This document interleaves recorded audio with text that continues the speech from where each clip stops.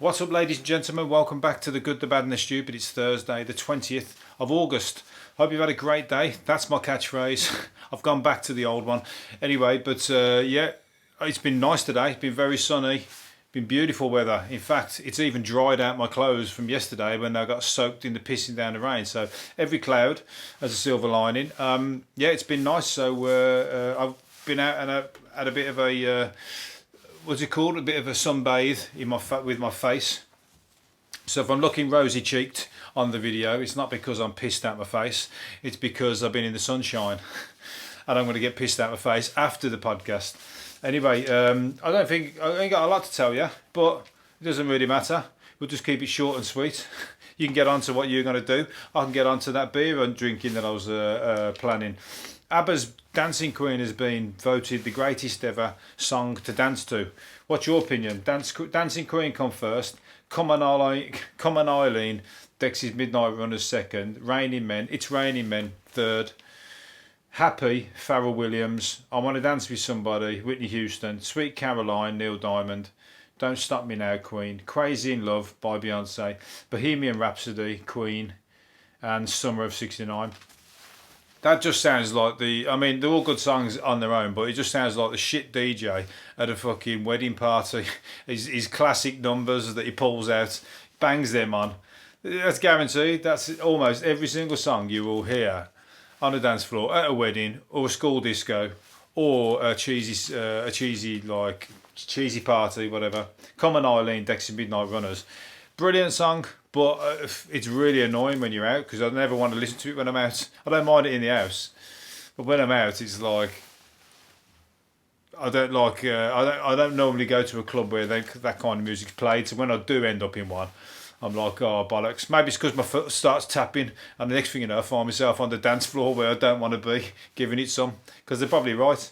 They are catchy numbers. ABBA's Dancing Queen. It's a great song, but it's just, you've heard it that many times. But people get drunk and they just love it. Play it again. So yeah, what's your opinion? I'm more into, what would be my favourite? Can I think of one off the top of my head? And it's not Agadoo by Black Lace, I can tell you that.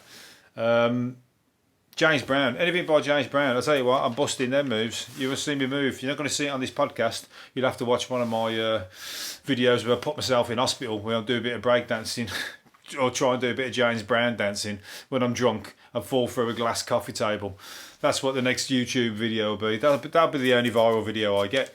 I won't get one off this podcast, that's for sure. Anyway, I bet you're glad you don't live in, what's it called? North Korea, for many reasons, but especially if you're a pet owner, because if you had a dog round about now, you wouldn't have a dog round about this time tomorrow, because he's banned everybody from having pets, and he's also getting people, the police and whatever, to go and fetch people's pets, their dogs especially, and taking them because there's a food shortage in the country and dog meat is a delicacy, so they're making everybody give up their pets to be given for food.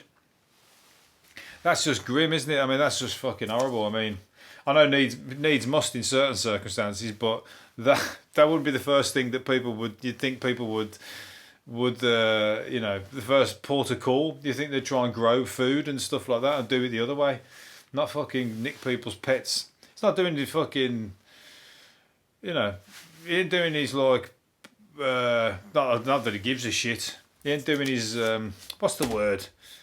People hate him anyway in his own country. He's not doing himself any favours in the voting booths, but they just fucking rig it anyway, don't they?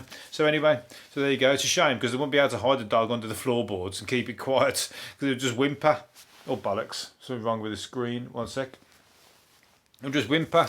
So then you'll get shot in the head and carried off if you try and hide your pet. So you can't get away from it, unfortunately. So there you go. Some fucking weird people in the world, and a lot of them are in that country. Well, especially in the top end of it. I bet the fucking public are totally normal. But if he disappeared, they'd all just be like, fucking thank God for that. They've all got a stony face at the minute because they can't be seen because of the secret police. But as soon as he's gone, they'll be fucking Dancing Queen. They'll have the Dancing Queen on.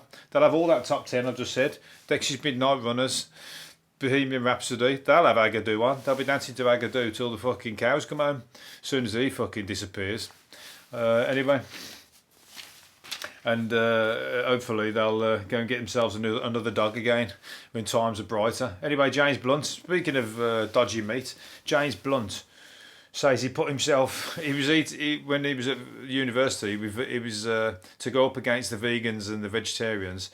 He decided to eat just meat and only meat in a protest, a protest that nobody gave a fuck about, apart from him, by the sounds of it, because the vegetarians and the vegans would just carry on with their thing, and they probably wouldn't even know what he was doing, unless he was doing it in front of them, walking around with a big plate of meat.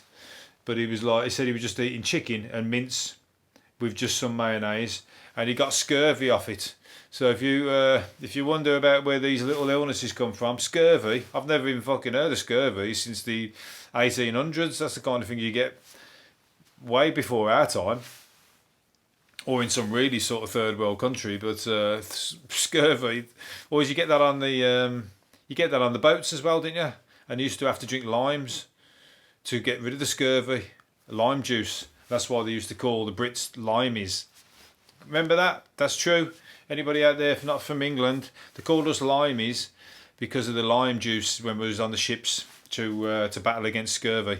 But now we know it comes from. We also can get it from chicken and some and mincemeat. If you're eating that breakfast, morning, noon, and night, check yourself when you start getting these fucking, like you see the ship, the seamen or the pirates, and they've got big boils all over their face. If you start looking like that, you got scurvy. The Chuckle Brothers catchphrase "To me, to you" slogan started when they were actually moving furniture around on set, because the older brother kept getting obsessed with moving the set around. And that's true, because any time I've ever helped anybody move, even if you're not trying to fucking play off the Chuckle Brothers or take the piss out of the Chuckle Brothers, you start saying "to me, to you." You start saying that anyway.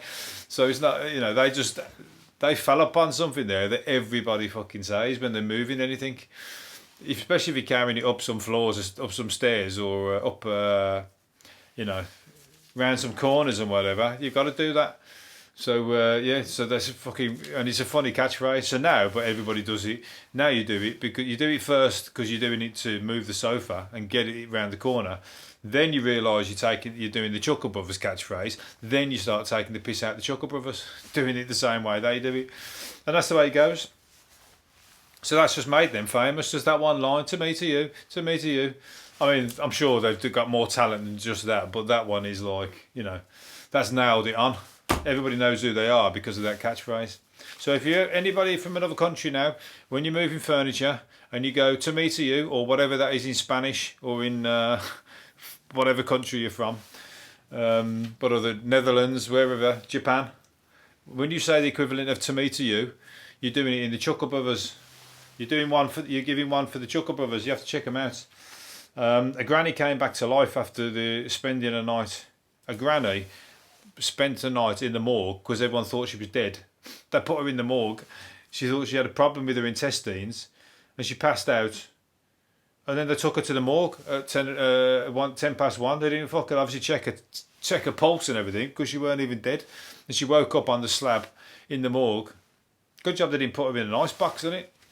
So anyway, she luckily jumped. Well, she fell off the table, and then one of the porters shit himself because he thought it was a zombie coming back to life. And that one's in Russia. I can't imagine that happening in England. Although saying that, I mean, there was a guy that was fucking broke into a cemetery, broke into a funeral directors and started shagging the dead bodies. So that happened in England. So I'm not just saying that. It can happen anywhere, but I think the doctors are a little bit more on the ball over here. I can't speak for fucking idiots idiot necrophiliacs, scumbags, but I can speak for the doctors over here. They've got a bit more quality, I would imagine. Anyway, Heston Blumenthal has created an English breakfast sandwich. This has got to be one of the horriblest sandwiches I could imagine eating. It's coffee flavoured ketchup with baked beans. Coffee flavoured ketchup and baked bean tasting bread. I mean, I get it because I often eat beans on toast and have a swig of coffee, so I can imagine it's that taste right there. But I want to do it that way. I want to do it in those three separate fucking things: the bread, the beans, the coffee. I don't want to fucking have it all in one go in a sandwich. But I'll do it just for to see whether it does taste like. It'd be like a Willy Wonka sandwich, that is. Then when he gets one of those little sweets that taste like fucking the best thing in the world. But these would taste like things that you would never think you could get it to taste like. He's doing it here. What's his other one he's got? Smoky sausage. What's the other one? Another one does include traditional smoky sausage and bacon plus sliced egg. That's just a fucking normal sandwich, just a bacon and egg sandwich. That ain't nothing crazy. What else is that? I think that's it. And it's anyway. I thought it was going to be cost a fortune because he's an expensive chef, but it's at Waitrose and you can get it for £3.80. So if you want to try coffee flavoured ketchup with baked bean tasting bread, I think you can get it at Waitrose. I might try it. £3.80. That's still a bit high for that. I think. Yeah, I want a big fucking Scooby snack for £3.80. Oh, it ain't that bad, I suppose. I'm thinking back to 20 years ago when things were about £2. What was I going to say? 80% of life on Earth. 80% of life on Earth. 80% of life on Earth. That's it. Was wiped out when a distant star exploded. I've got a frog in my throat as well. 80% of life on Earth was wiped out when a distant star exploded. So they say. So what was that? Was that the dinosaurs? The supernova may have destroyed our protective ozone layer 359 million years ago, when marine life ruled 100 million years ago before the dinosaurs. So the dinosaurs went. They went. I mean, we're just like a speck in time in compared to. I mean, that was 359 million years ago, 100 million years before the dinosaurs. So that's two massive situations where the life has been wiped off the planet. But we're only but nothing compared to that. We're a tiny dot, so we might just get lucky. Although it's 100 million years. I don't know when the dinosaurs are they 50 million years ago? Fuck knows. Maybe we're due it to come around again. We might just get lucky.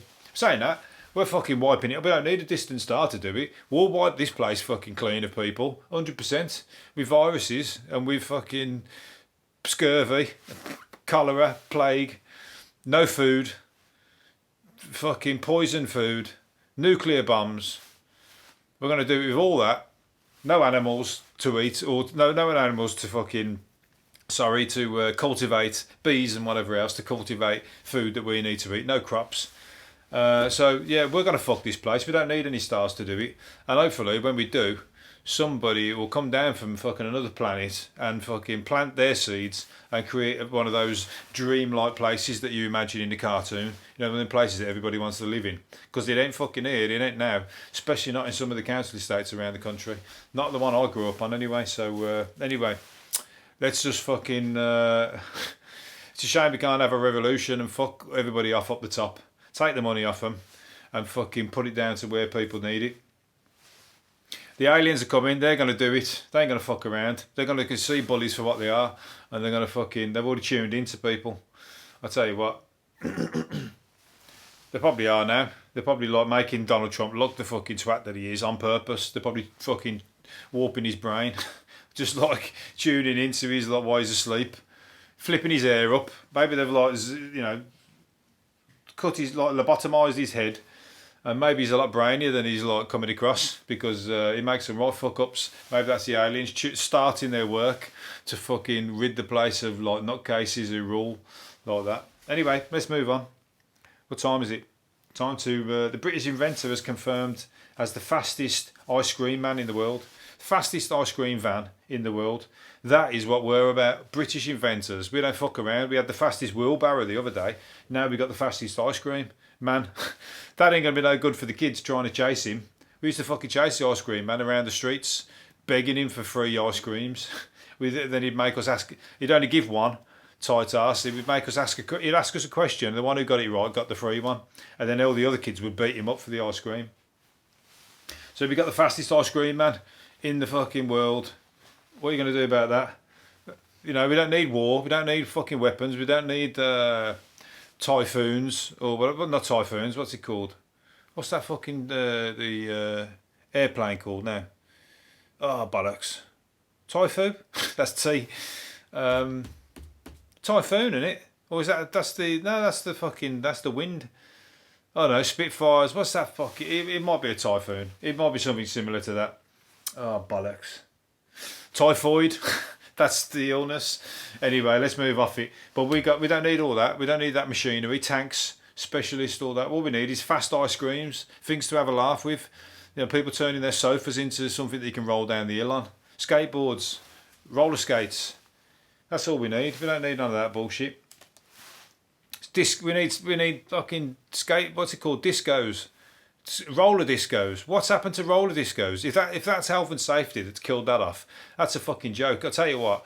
Another business idea for anybody out there, especially for me. Although I'm not going to get around to doing it. Roller discos. Why is there no roller discos? Because they would be literally packed out. People would be down there every week.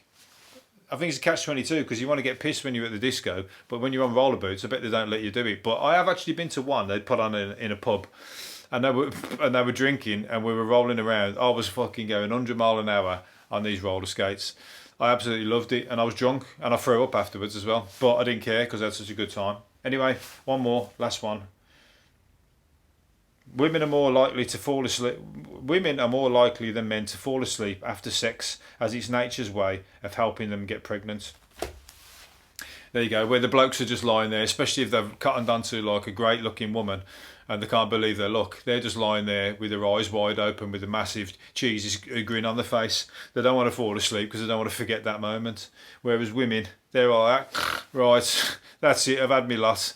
Thanks. Now piss off and leave me alone. I've got to get up I've got to get up for work in the morning. Somebody's